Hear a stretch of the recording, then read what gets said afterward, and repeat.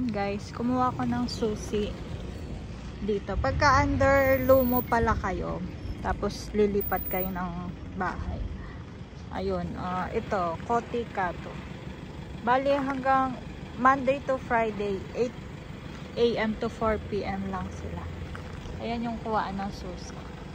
Doon sa pinto. Ayan, galing pa akong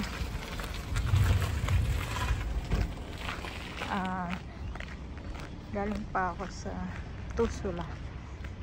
Tapos papuntang Keraba, tapos Yarben pa. Ayan, dito ako bumaba ng bus. Ngayon, sasakay uli ako ng bus. Hanapin ko yung sakayan ng bus. Kaya yun. Kotika to. Yan yung kuhaan ng susi. Ito bali from Yarben pa, sakay ka ng isang bus papunta dito.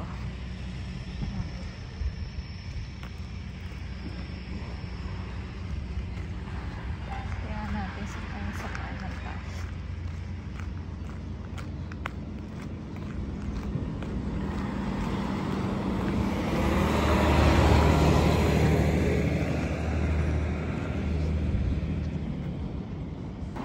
Ayan guys, nakita ka. Ito yung Wartsilan Kato 61. Ayan.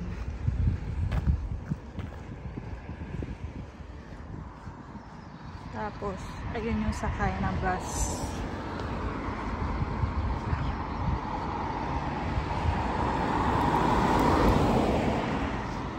Layo pala nito guys.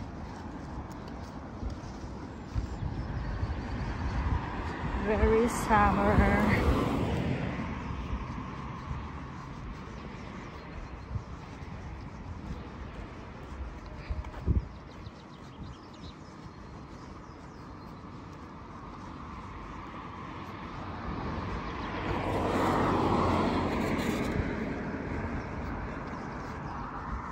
Ayan, doon yung kuha na susi.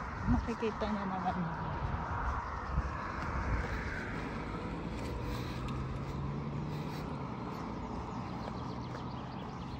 Walang katao-tao na naman guys.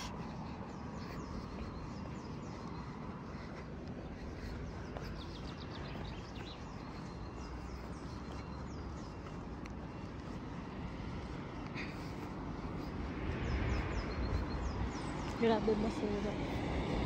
Liwan lang yung basura nila.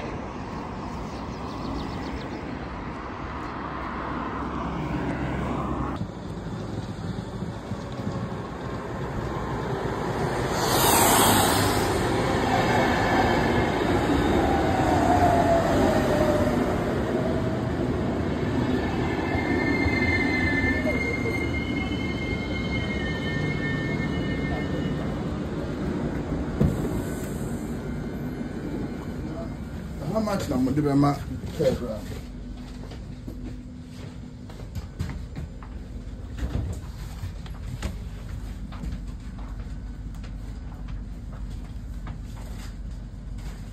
Yan guys, welcome to my YouTube channel. Ngayon nag-asikaso ako ng Kela.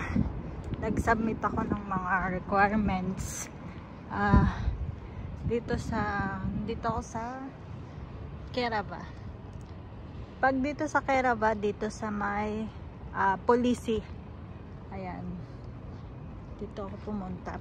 Nag-ano lang ako, nag-drop by lang ako ng ano. Dito lang siya malapit sa, ayan. Ito yung daan. Bali pa, Sampola, Palyecos. Naligaw pa ako papunta dyan. Kasi yung Google Map ang gulo. Basta dito lang siya. Ito yung sa Kela na Keraba. Keraba. Bale, kailangan muna ng ang mga requirements. Una, yung employment contract na galing dito mismo sa Finland. Tapos ang sinubmit ko ay dito tayo. Kaupakal. Tapos yung ano ba tawag dyan? Residence permit. Kailangan residence permit. Isa-xerox yun, photocopy. Baliktaran. Front and back. Tapos passport copy. Xerox din. Yun. Tapos yung ano pa ba yung kailangan? Yung hindi na kailangan ng payslip kasi makikita naman daw nila. Tapos need yung form na galing sa KELA, yung may fill upan. Nakuha namin yung form dun sa DVB nung pumunta kami nun sa DVB. May English na form nun, so yung English yung kinuha namin. Bali ilan ba yung nakalagay doon? KELA, application to KELA. Tapos bali dalawang form yun papakita ko sa inyo dyan sa video mamaya. Search ko yung mga need na form. Tapos fill upan nyo lang lahat yun, naka-attach dun. Tapos yung ano, itsura nung pagda-drop ban, parang ano lang siya, mailbox lang talaga siya. May nakasulat na KELA. Hindi mo sila mahanap dito na ano, yung may signage ng KELA. Kaya naligaw ako, hinahanap ko yung signage ng KELA. Wala nang pala. Ano lang siya, parang maliit na pwesto lang siya doon. Kasi nga drop by. Tapos yun na, basta may ano na kayo, contract, employment contract, madali na. Ipakita ko sa inyo dyan yung mga kailangan na po. Yun lang guys. Ngayon mag-open ako ng account. Dito ako sa Prisma. Open ulit ako ng isa pang account para sa savings naman. Ang init na ngayon dito. Grabe. Pasok tayo. Prisma.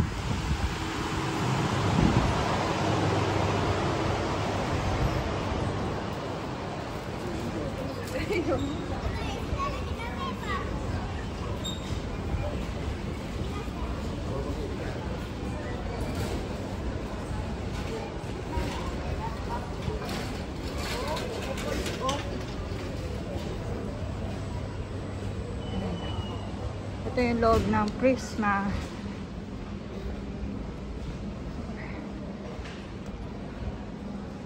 Nag-open ako ng account. S-Punkish. Bali meron na akong isang account. Gusto ko lang ulit mag-open para doon ko ilagay yung savings ko. So tayo numbers. Ang bangko dito ay